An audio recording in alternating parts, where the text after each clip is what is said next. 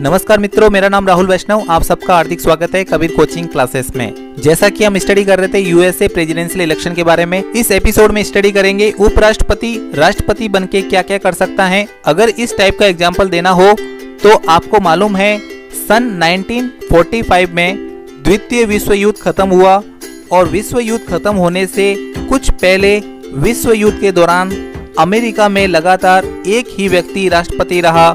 उसका नाम था फ्रैंकलिन डी रूजवेल्ट। और फ्रैंकलिन डी रूजवेल्ट अमेरिका के ऐसे राष्ट्रपति हुए जो 1933 में अमेरिका के राष्ट्रपति बने और 1945 में उनकी मृत्यु हो गई। तब सीट खाली हुई, नहीं तो वो और 4 साल राष्ट्रपति रहने वाले थे। फ्रैंकलिन डी रूजवेल्ट की मृत्यु 12 अप्रैल 1945 में हुई। तब जो उपराष्ट्रपति थे उनका नाम था हैरी ट्रूमैन। वो उपराष्ट्रपति से राष्ट्रपति बन गए। लगभग 4 साल का समय बचा था उस समय, क्योंकि चुनाव जीतने के एकदम बाद में उनकी मृत्यु हो गई थी रूजवेल्ट साहब की।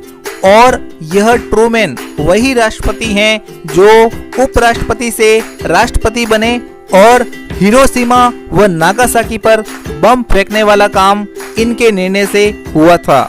इसीलिए अमेरिका में उपराष्ट्रपति कोई छोटा मामला नहीं होता है, वो भी राष्ट्रपति बनने की ताकत रखता है। और राष्ट्रपति को कुछ भी हो तो उपराष्ट्रपति राष्ट्रपति बन जाता है। और बाद में इन सब विवादों से बचने के लिए अमेरिका संविधान में 25वां संशोधन किया गया 10 फरवरी 1967 में। इस संशोधन में लिख दिया गया कि अमेरिका राष्ट्रपति किसी वजह से मृत्यु या इस्तीफा या बीमार हो जाने के बाद ऐसी बीमारी जिसकी वजह से वो वापस लौट ना पाए तो vice president shall be president. उस स्थिति में उपराष्ट्रपति राष्ट्रपति बन जाएगा और जो टर्म बची हुई है 4 साल की उसे वो पूरा करेगा। अमेरिका में री इलेक्शन नहीं होता है, अमेरिका में इलेक्शन 4 साल बाद ही होता है। उस बीच में कुछ भी होगा तो उपराष्ट्रपति राष्ट्रपति बन जाएगा। अब उसे भी कुछ हो जाए तो 15 अधिकारियों की सूची वो इसी संशोधन में लिखी गई है लाइन से, उसी के अनुसार राष्ट्रपति बनते जाएंगे। लेकिन इलेक्शन 4 साल बाद ही होगा। अमेरिकी लोग इस बात के पक्के हैं। तो ये है महत्व अमेरिका संविधान में राष्ट्रपति व उपराष्ट्रपति के पदों का। और जब उनका इलेक्शन होता है तो पूरा अमेरिका हिल जाता है, क्योंकि वो एक बहुत बड़ी महत्वपूर्ण पद होती हैं। अब अमेरिका के राष्ट्रपति को कितने समय तक राष्ट्रपति होने का मौका मिलता है, मतलब उनका कार्यकाल कितना होता है, चलिए इसके बारे में स्टडी करते हैं। भारत में राष्ट्रपति का कार्यकाल 5 साल निर्धारित है। इसी तरह अमेरिकी राष्ट्रपति का कार्यकाल 4 साल निर्धारित है। लेकिन सवाल ये उठता है, क्या कोई व्यक्ति फिर से राष्ट्रपति बन सकता है या नहीं बन सकता है? इस बात को लेकर अमेरिका का संविधान शुरू में मौक था और उस पर उसने कोई भी प्रावधान नहीं किया। इसका यह मतलब मान लिया गया था कि हाँ बन ही सकता है। तो 4 साल तो लिखा हुआ ही था, 4 साल बिल्कुल बन सकता है। जब अमेरिका आजाद हुआ 1775 से 1783 के बीच में, जिस अमेरिका को आज हम जैसा जानते हैं पहले वो अमेरिका वैसा नहीं था। आज के अमेरिका की फोटो मैंने शेयर की है स्क्रीन पर। और जो अमेरिका 1775 से 83 के बीच में आजाद हुआ था उसकी इमेज भी स्क्रीन पर शेयर किया है मैंने, जो कि ओनली 13 कॉलोनी थी। और ये सारी कॉलोनीज इंग्लैंड की अधीन थी और इंग्लैंड और फ्रांस के बीच में खूब झगड़े चल रहे थे। फ्रांस और इंग्लैंड के बीच में दुश्मनी का यहाँ खूब फायदा मिला अमेरिका को। इन 13 राज्यों ने मिलकर यह तय किया कि हम इंग्लैंड से आजाद होंगे। तो इस तरह से झगड़े हुए परंतु समझौता नहीं हो पाया। अंततः अमेरिका आजाद हुआ। सन 1775 से लगा करके 83 तक एक स्वाधीनता संग्राम हुआ। इन 13 कॉलोनी ने एक युद्ध लड़ा और इन लोगों का चीफ कमांडर था जॉर्ज वॉशिंगटन। जॉर्ज वॉशिंगटन का वॉशिंगटन में बड़ा सम्मान था। 4 जुलाई 1776 के दिन अमेरिका में यह घोषणा कर दी गई कि अब हम आजाद हैं। इसीलिए अमेरिकी लोग आज भी 4 जुलाई को इंडिपेंडेंस के तौर पर, सम्मान के तौर पर देखते हैं। तो युद्ध चलता रहा करीब 7 साल तक। 1783 में फाइनली इंग्लैंड ने अपनी हार मान ली। फिर एक संधि हुई। इस युद्ध में फ्रांस ने अमेरिका का जमकर साथ दिया। उसके बाद में 1787 में एक सम्मेलन हुआ फिलाडेल्फिया में, जो कि वहां पर एक संविधान सभा बैठी थी।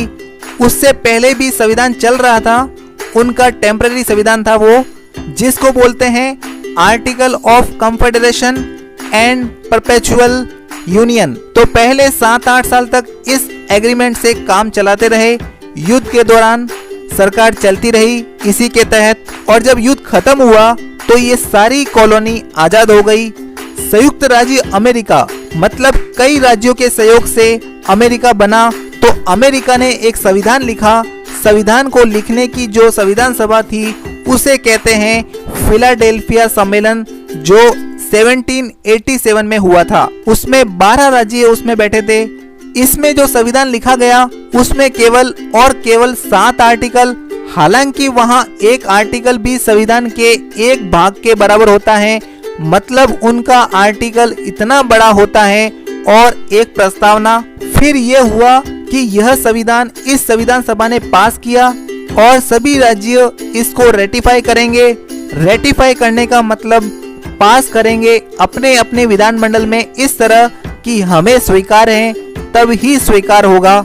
सन 1788 में संविधान रेटिफाई हो गया और इस संविधान के तहत 1789 में सारी सरकार ने काम करना शुरू किया, और जो व्यक्ति सबसे पहले राष्ट्रपति बना वो थे जॉर्ज वॉशिंगटन, जिन्होंने 4 मार्च 1789 में चुने गए, क्योंकि बहुमत जबरदस्त था। आमतौर पर जो व्यक्ति स्वाधीनता संग्राम लड़ता है उसकी पार्टी उसे ही बहुमत मिलता है। जॉर्ज वॉशिंगटन 1789 से 93 तक अमेरिका के शानदार राष्ट्रपति रहे। अभी तक अमेरिका के लोग उन्हें सम्मान पूर्वक याद करते हैं। फिर सेकंड इलेक्शन आया तो लोगों ने कहा आप ही राष्ट्रपति बनिए, क्योंकि अभी तो राष्ट्र निर्माण की प्रक्रिया चल रही है। तो उन्होंने फिर से इलेक्शन लड़ा और फिर से जीत गए 1793 से 1797 तक।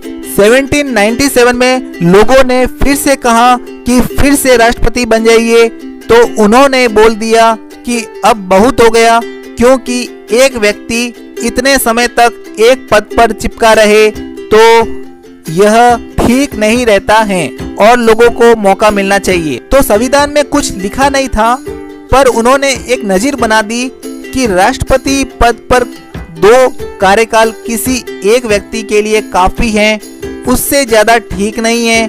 नए लोगों को भी मौका मिलना चाहिए तो ज्यादा अच्छा होगा। तो वो वहां से पीछे हट गए। उसके बाद वहां इलेक्शन नए तरीके से होना शुरू हो गए। सन 1799 में जॉर्ज वॉशिंगटन साहब की मृत्यु हो गई। तब से अमेरिका में सामान्यतः यह परंपरा बनी रही कि 2 टर्म राष्ट्रपति के होने ही चाहिए। तो नेक्स्ट एपिसोड में आपको बताऊंगा कि अमेरिका के कौन कौन से महानतम राष्ट्रपति रहे हैं और उनका कार्यकाल कैसा रहा है। सो नेक्स्ट एपिसोड के अपडेट्स के लिए मेरे चैनल को लाइक एंड सब्सक्राइब करिए। So thanks for watching video and don't forget to press the bell icon of my channel.